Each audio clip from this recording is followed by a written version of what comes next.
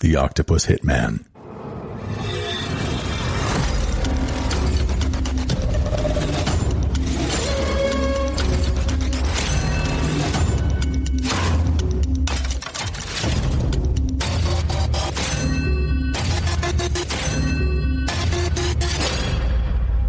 Listener discretion advised.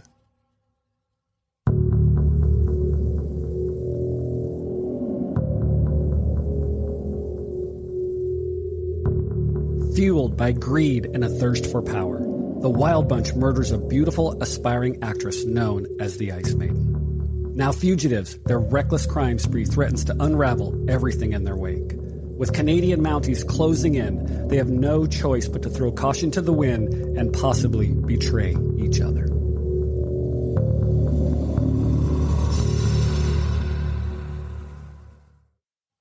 And welcome to The Octopus Hitman. This is episode 7, The Ice Maiden. I am Bill, I'm your host, and to my right, we have the very technical brain of Mark. Hello. And to my left, the researcher extraordinaire, James. Hattie. Now, again, we don't use our last names because we are absolutely fearful that we may get murdered at some point.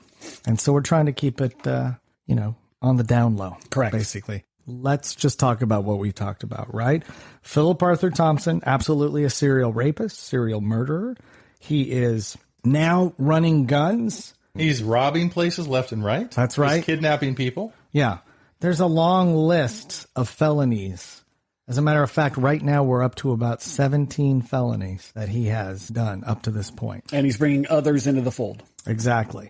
Now, we also, in the last episode, we talked about how he teams up with two other very intelligent career criminals, John Gordon Abbott and Michael Hennessy. And we are now, I think we can all agree, we've been waiting for this episode. I'm just happy they left Sacramento and went to the Bay Area. That's true. They did go to the Bay Area. True.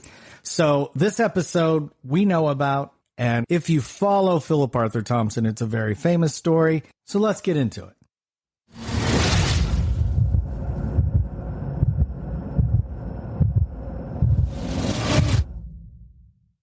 26-year-old Valerie McDonald was born in Oregon and spent a significant portion of her life as a waitress, waiting to be discovered and travel the road to stardom. Her dream started when she was young, and she received good parental attention in her creative endeavors. From dancing to acting, Valerie had her head in the clouds and her eyes on the stars. Her path, though promising, led her into California and a slight delay in the Bay Area. She landed in a rundown part of town, needing restoration, but the area lent itself to the dancing and artistic side that appealed to a young girl with a promising future of fame. She found a place to stay in the North Beach at $100 a month for a room at the Tower Apartments. She had graduated from the San Francisco Art Institute in 1978 with a degree in filmmaking. Trying to break into movies, she decided to stay in the city for a while as she waited tables and worked the occasional acting gig to make ends meet. I mean, good for her. First of all, the San Francisco Art Institute is still there, and it's quite a prominent location to get a degree from. But typically, I think if you're an actress or even a dancer, you're going to go to L.A. So I don't know why she went to San Francisco, but it was probably a cheap bus ticket is my guess, right? I would think so. I mean, she definitely saved money by staying in the apartment complex needing restoration at the time. Okay, so that's an understatement, really. I mean, this was like, it's the worst apartment complex in San Francisco. It's the Tower Apartments. Cheap rent. Yeah, very, very cheap rent. Even back then, it was cheap, and there was just a lot of drug users and derelicts, and this, it was known for this, and it was completely downtrodden, not a good place. No, but when you're waitressing and you're going to school, you don't have a ton of money. So Yeah. you're picking what you can in San Francisco. And North Beach now, not so bad. Back then, yeah, definitely was. She was a stunning blonde, possessed of the sort of beauty that turns heads on the street. She was also starstruck, convinced that a film star's career was hers with just the right luck. It wasn't long before that beauty garnered the attention of the new apartment managers, Thompson, Abbott, and Hennessy. They spent most of their time planning activities that would bring them quick cash and keep their excitement at a premium. Abbott was on a work release from San Quentin prison, serving a 5 years to life, His friend Philip Thompson got him the job at the Tower Apartments and kept the promise of keeping his friends close. Thompson was the manager and the oldest of the three. He also had extensive experience in a life of crime, drug trafficking, gun running, CIA and FBI involvement, and the ability to get away from any conviction and serious time. You know, I mentioned last time that he had spent some time in Folsom Prison and maybe he escaped. I found out later that it was not an escape. He wound up in San Quentin because the warden directly from Folsom Prison took him personally in his car and transported him to San Quentin, where he literally got a cell with John Gordon Abbott, as requested. Who gets transferred by a warden without guard in your personal car to San Quentin? Nobody. Right. So there is something going on behind the scenes that is allowing this transfer of prisoners to somewhere else to be used by someone somehow. Yeah, he's obviously an informant. Right. And so Philip Arthur Thompson gets a cell with his buddy. He gets out first. He becomes the manager at the Tower Apartments. And then he is John Gordon Abbott's sponsor when he comes out. Correct. And probably Michael Hennessy's sponsor as well. So now you've got these three bad guys all running the Tower Apartments. And the plan, from what I understand, was to bring more prisoners from San Quentin and other locations to the Tower Apartments. And also, I know that Philip Arthur Thompson was hired there because there was like some sort of a rent strike going on there. And so they were there to encourage them to pay their rent. Enforce. Exactly. So McDonald noticed a lot of strange things happening around the Tower Apartments, including forcing tenants out and holding many raucous parties where bowls of cocaine were prevalent. She also told a friend that there were numerous times she witnessed satanic activities around the property. Spending too much time around these guys soon led to her being noticed and drew the attention of the three men that she would have liked to avoid if she knew the long-term effects. But something we totally glossed over, which is the satanic cocaine parties. I mean, are there any other kinds? What exactly are satanic activities? Who knows? I mean, outside. I mean, I always think of killing babies when we're talking satanic. It's pretty generic when you just say, "I saw satanic activities." Yeah. Well, were they playing Iron Maiden? I mean, what is going on at the satanic activities? Usually, I would assume chanting, cloaked robes. I just. Everybody has a different satanic party. I'm curious, what exactly? In the 70s, there was no rule book. Was there just a pentagram painted on the wall and you're calling that satanic activity? Bowls of cocaine, definitely. I'm always curious. But remember, when I had talked to Philip Arthur Thompson on the phone, he went on one of his very first questions about religion, what my beliefs were, and how anything that I might believe is totally false, and that brought up a red flag for me. So it's like, he was focused on that stuff. Interesting. And there are rumors that he was a high priest of the Satanic Church in Fresno. So these are really outrageous rumors, but who knows why they are out there. On November 19, 1980, Valerie and her friend were moving some furniture into her apartment and they ran into Michael Hennessy. Both Abbott and Thompson viewed the muscle-bound associate as a flunky. Most people thought Michael was a nice guy and a relatively good person. Out of the three men, Valerie preferred to hang out with Michael and tried to avoid Philip and John. Michael was glad he ran into Valerie, saying that he was working on a movie set with Dustin Hoffman as the lead. He told the girls that he was supplying cocaine to the actors, crew, and director Dino De Laurentiis. He shared exciting news that they were still looking for a female part who had blonde hair and would be in some crucial scenes surrounding a serial killer as the plot of the story. The two girls thought it was too good to be true, but Hennessy offered Valerie $200 to secure her trust and told her that her days of being an unknown were over. The last time she was seen was that night, driving off with Michael Hennessy. The irony.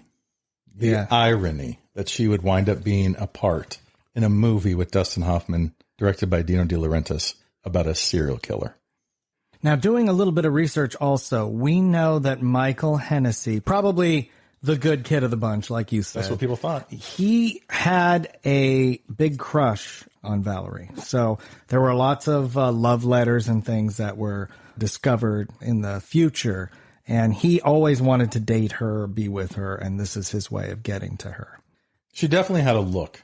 the Michelle Pfeiffer, young Michelle Pfeiffer kind of look. She wore a Platinum lot of blonde. black stilettos. Her friends all said she looked like a prostitute when she dressed. Yeah. There were times she was very afraid, though, because of all the stuff that was going on at the Tower Apartments. She called her mom, Dee Dee Coons, once and said, Mom, I'm a little concerned about the activities going on here. I'm seeing things and hearing things. And then she started to laugh it off, saying, you know what? I'm probably just paranoid. Don't worry about it. After the conversation with her mom on the phone, there was another conversation she had with her mother where she was talking about how John Gordon Abbott and Philip Arthur Thompson came up one night to her door and were pounding to try and get in. She was so scared that she started yelling rape, rape, rape at the top of her lungs. But obviously, if you're in a hotel apartment with a bunch of criminals, they're just going to find that amusing. So she calls the police. The police show up. She can see them from the window. But she sees John Gordon Abbott and Philip Thompson talking to them down below on the street. And their story to the police was, well, we were only banging on her door because she hadn't paid rent in 2 months and we need to get payment. So she was stuck in a situation that she couldn't get out of. And I understand why she was totally afraid. It's interesting. Well, I think it's interesting that she didn't go with her gut feeling. She tells her mom about it because she's concerned, but then she blows it off. Oh, never mind. It's probably just overreacting. There's a million different girls that get killed for being polite. Yes. Oh, I'm sure he's a nice guy. I'll invite him in. I'd hurt his feelings. Yeah, agreed. So 6 days later, Valerie's friends contacted her parents to relay what had happened and that they hadn't seen her since. They immediately flew down to San Francisco, where the police laughed at them for being overly concerned that a young girl with a bohemian lifestyle would be missing after such a short period of time that she was probably with a young man or on an impulse trip to Las Vegas. The police believe the accusations were unfounded. This is what bothers me again. We go back to the police of the time, and it's just not believing something that instantaneously could happen to someone. Let's wait a day. Let's wait 2 days. Let's wait a week while that crucial piece of that person's life or death is occurring. So unbeknownst to her distraught parents, their daughter was still alive that day, being held captive in a San Francisco warehouse leased by Thompson. Abbott had been recruiting 2 more criminals due for parole to come and work for him and Thompson. We later talked with these people, explained her mother, Dee Dee. We did it separately, and they both told us the same thing. They told us where Valerie had been held. They told us she had been a captive there for 10 days. They took us up there to see if we could find anything that had been Valerie's. They had her chained and strapped and on a mattress in the warehouse. I suspect during that 10 days, they probably did some very terrible things to her. She was probably raped many times. Beside the mattress, just a little ways away, there were 2 bags that had 2 kinds of poison. One was a tincture of mercury, and the other was potassium cyanide. We hope she was not tortured anymore, but maybe had a quick death with one of those poisons. That's what the 2 criminals told us had happened. What I want to point out here is that when Dee Dee and the stepfather of Valerie got laughed at by the police, they did not take that lightly. They became furious, and they went out and actually found a private investigator, pretty significant one, to actually help out and do some research on this. And when the police finally found this information later, Dee Dee was the one to say, you know what, we need to do more research and really dive into this. At the time, the police were just not on the ball. They just didn't think it and take it seriously at the time. No, they certainly So did keep not. in mind, November 9th, last time she was seen. November 15th, her friends, Valerie's friends, called her parents, who then flew down to San Francisco on the 16th. She was alive that entire time. Actually, probably for another few days, 2 or 3 at most, before she was taken from the warehouse. Now, That's the theory. later, when John Gordon Abbott is interviewed, he is saying that, well, one of the reasons why they were getting pinned on things was that they did hire this high-end investigator. And then the investigator, in order to justify their fee, they just kept pinning different things on them, right? And of course, I'm paraphrasing here, but Correct. Basically, it was these investigators, they had to justify the amount of money that they got, so they would just make stuff up. Well, we'll find out if that's true or not. So on November 16th, the same day that the Coons arrived to actually speak to the police in San Francisco, 50 miles away, John Gordon Abbott was stopped by a California highway patrolman for speeding in a van. The highway patrolman went up to him. John Gordon Abbott was not the most pleasant driver. In fact, he got out and he beat the crap out of this California with some karate chops and karate moves. Yeah, he not only learned how to speak Japanese, he actually could physically use karate. So he basically took out the highway patrolman, jumped a fence, and took off, and they never caught him. But what they found in the van was multiple IDs, fake IDs, and a lot of paperwork and information concerning a lot of different people from a lot of different banks and their information about their children and where they go to school and what time. Well, part of what they found in this is the old UPS stuff, with the UPS robberies. So they found all the information with those UPS robberies in that car. So what's insane about that is Abbott somehow gets back to Thompson and Hennessy with Valerie possibly still alive in the warehouse and says, hey, they just found our stuff. We got to go. Time to go. And all so three of them jet out of there. Jet out of there in a car with Valerie in the back. That's the theory. So all three of them are traveling north with Valerie in the car. Not sure if she's alive or dead at this point. But on November 21st, they cross the border into Canada. They think sometime around there, Valerie McDonald is literally dead or killed if she's not already. And they dispose of the body at some point. Dispose of the body. Right. But they also lock their keys out of their car. Actually, that's not even true. Philip Arthur Thompson decides to leave, and he takes his keys with him. What a turn and of it's events. His car. What a turn of events. It's his car. So they call a locksmith, and the locksmith comes out, gets into the car with a new set of keys, and he's about to test the keys in the trunk when John Gordon Abbott puts his hand on the hand of the locksmith and goes, nope, we're good here. Thank you. Takes the keys and pays and dismisses the locksmith. So there's something in that trunk. There's something in the trunk. So at this point, we don't think it's Valerie McDonald because we think they disposed of the body already, about right? the day before. Okay. On the way up, probably. Right. So there's something else in that trunk. Right. On November 24th, Abbott called a transmission repair shop in Trail, British Columbia, saying he was stranded in Roslyn, a few miles away. Arrangements were made to tow his car, and he arrived with it a few hours later, leaving it. The next day, Abbott returned to the transmission shop with Hennessy, and Abbott removed 2 large duffel bags and a box of papers to a waiting taxi. Hennessy joined him in the taxi, and the pair left. But for some reason, local police knew their whereabouts. When Abbott and Hennessy came back 2 days later, they were approached by plainclothes RCMP men. The Royal Canadian Mounted Police. You're the best. A struggle ensued, and Abbott shot RMCMP Constable Jim Larkey in the leg. Another officer shot and killed Hennessy. Abbott's gun was traced to a former San Quentin prison guard who left the prison system at about the same time as Abbott and Thompson and was subsequently seen in their company at the Tower Apartments. Oops. When the car was searched, a shotgun and a rifle were found in the trunk, a large pair of cable cutters in the back seat. A search of the pair's effects in their Roslyn hotel turned up, among other things, Valerie McDonald's voter registration card and unemployment benefit cards. Also, a receipt allegedly found in the Canadian hotel room, dated November 5th, 4 days before her disappearance. The receipt from a San Francisco firm was for 11 bags of cement, 2 bags of plaster, and a number 3 tub and a hoe. There's so many things to unwrap with this. It's just, it's nuts. Well, I want to point out what's really obvious is that John Gordon Abbott does not have luck with any people assisting him. His younger brother gets killed in a heist at a jewelry store in Davis.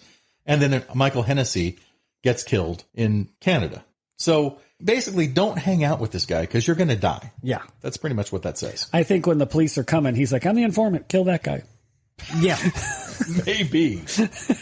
I'm important. Well, or the cops are like, don't shoot him. Shoot the other guy. Well, I read that he yelled to Hennessy during the exchange, like, shoot him. And so, of course, everybody's going to look at the guy with the gun and they're going to shoot at him, thinking they're going to get shot. Of course. Him, right? My theory is Philip Arthur Thompson may have just made that call. Oh, you you never think? know. You think? I mean, that's a Of course thought. he did. That's Yeah. a great theory. Considering He's nowhere to be found. He chose to leave, took the keys with him. Yep. And maybe he wants them to get caught. Maybe he didn't even murder her. Maybe they murdered her, and he was like, I want them to get caught, not me. Or maybe he makes a call to somebody that I'm Right. on the run, and they say, we'll take care of it. Exactly. And then also, they've got Valerie McDonald's stuff in there, like the unemployment benefits. They're probably going to try to claim unemployment for her and take the money, right? The other thing, though, that you should know is why are they in Canada? So Roslyn, Canada, is an old gold mine place where gold was being mined back in the 1800s. So he knew of a place where they processed gold, and it was his idea. I think that's why the wire cutters are there. It was his idea to break into this place, steal the gold, and take off with all the gold. So, Wow. They just always have something in their back pocket. yeah. We'll hit a McDonald's on the way up there, too. Yeah. You know, We'll rob them. well, Abbott had an apartment there too, by the way. In So- Canada. In Canada. Because he grew up in Canada. Correct. Right. So he had an apartment there. And when they searched it, they found exactly what you said they found. But then when they captured Abbott too, he was wearing Valerie's leather jacket. Correct. Well, John Gordon Abbott himself said the reason why he had all of her stuff with him is that they were cleaning out her apartment because they were evicting her. And he doesn't know where she went. Huh. Wow. For these guys that seem to be so intelligent with their IQ that's so high, they make the dumbest mistakes. I think it's called cocaine. It possibly could be. It's called drugs. Wow. So in 1991, hunters in a remote part of Washington state, just south of the Canadian border, stumbled across a human skull wedged under a log in the Kettle River floodplain. Investigators soon found a woman's upper torso as well, but no legs. The body find fell within the jurisdiction of Ferry County Sheriff Pete Warner. The badly decomposed remains gave up few clues, and detectives could only enter the dental records into the system and hope for a match. They didn't get one. For 9 years, Valerie McDonald's bones languished in a storage box labeled Jane Doe. Finally, in 2000, California State Autopsy Record System had finally delivered a real name for Jane Doe, Valerie McDonald. It had been 20 years since her disappearance. We found the remains, but it took years to get an ID, recalls Sheriff Warner. The reason for the delay? A computer operator at the state database had miskeyed dental record information. See, you can't trust the government. That's just a person on a Monday. And they were like, Valerie Shadonald.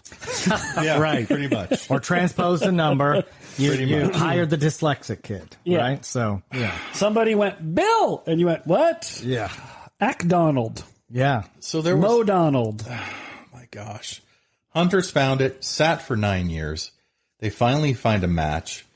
Her parents are finally relieved that they found the missing body of their daughter.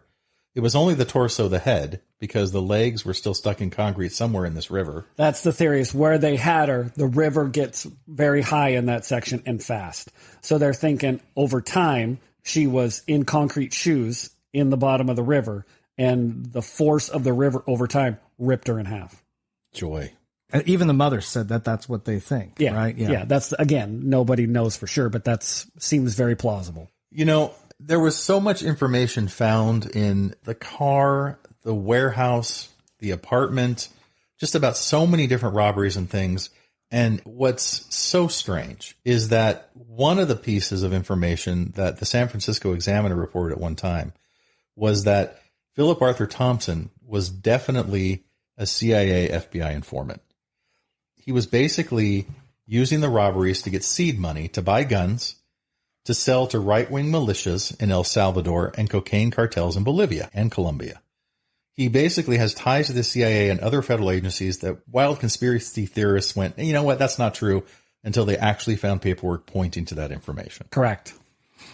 I think they found like a $200,000 cache of M16 automatic rifles left over from Vietnam. That were going to be transported from Asia over to South America Exactly. in exchange for drugs.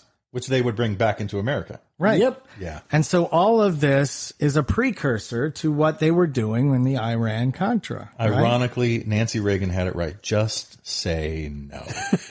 So one of the agents actually said that they would have netted up to $6 million in 1980 money, but the scheme fell apart when John Gordon Abbott got caught by that cop and did the old martial arts moves on Did the this Karate guy. Kid. Yeah. Wow. So if he hadn't got stopped, they would be multi-millionaires. No, they would have messed it up somewhere else along. Let's hope so. Let's hope so. There was a lot of ifs and whats going on there. But again, all of the stuff that they had, high details of armed guard families, their social security numbers, where their kids went to school. Their daily routines. Yes. So that was not something that they had themselves. That was given to them. Right. Probably by the CIA. Hello. Yeah. So you go ahead and get us money because we're not getting funded by our own government, but we need this money for our little tricks and plans. They did lots of stuff like that, yeah, that it can't be traced. So you flunkies go get it, and anything happens to you, we'll just, don't worry, we'll take care of it. You know, they had Thompson on 7 different counts of different kinds of crimes at one time. One time. The judge that actually saw him in court said, you know what, there's not enough information, we're not going to prosecute. They brought him in front of a second judge, and the second judge said, after a couple days deliberating, I'll post his bail at $5,000. Yeah. Yeah. They paid the $5,000, and he walked for those 7 different counts. Yep. Multiple different things. It's true. He definitely was employed by the CIA or the FBI. Probably CIA. There's no way you could get out of all these prisons and you could do all these things without having somebody watching your back. Yeah. Because they don't want him flipping on them. That's why he's an errand boy. He's a runner. He's doing stuff for them. If he decides to flip on them, that's very bad press. That's very bad press. I don't know if Philip Arthur Thompson ever had a true friend or he just used everyone to get to his final goal. Oh, he absolutely used everybody. Yeah. Yeah. Even the people you would assume were his wild bunch. Yeah. Correct. The Wild Bunch definitely got themselves into trouble this time. One got themselves killed. Thompson just mysteriously out of Canada the day before. What happened to John? John gets out too after serving a very minimal sentence. Exactly. And he basically hits the road and runs. And he bounces around from New Zealand to Japan. He winds up being a professor at a university teaching American history and Japanese history. I mean, what is going on here? Yeah. And he even bought like 14 different properties in New Zealand. And he still owns them today. Yeah. Yep.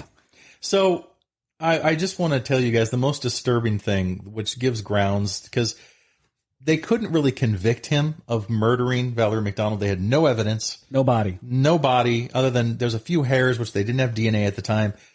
But the point is, the most disturbing piece, and the reason it's called the Ice Maiden, is because they find a poem in the records along with all the other paperwork. And it's written by John Gordon Abbott, and it's called The Ice Maiden. The Ice Maiden in her fallen beauty, also what a dream, flying in the air and flowing with the stream. Really? Yeah, it's a twisted And Valerie McDonald's mother believes that he is the one who placed her in the river, and that is a poem alluding to it. I would agree. I mean, maybe Philip Arthur Thompson had a hand in her murder. Maybe Michael. I don't think Michael Hennessy. I don't know, because he really cared for her. I'm speculating here, but they all had a hand in it. John Gordon Abbott definitely was probably the cruelest person. There's no time served for it, but there's time in hell. That's where the time is served. There you go. Exactly. And when Thompson was interviewed about Valerie McDonald, he just said that she's just the girl in apartment 24. Right? Wow. And that's all she was to him. Wow. So for the first time, this criminal behavior has moved beyond a 300-mile radius of Northern California, across state lines, and into other countries. That reign of terror continues, and it doesn't stop at any border. Criminal behavior doesn't follow any rules, and it sure as hell doesn't recognize jurisdiction. And when Big Brother has their back, who the hell is going to stop them? Well, it doesn't stop here, guys. Oh, yeah. We got episode 8 coming up. The Ocho. And with the CIA and FBI involved, you know it's getting worse. Oh, yeah. And it's going to get much worse in the future episodes to come. So stay tuned.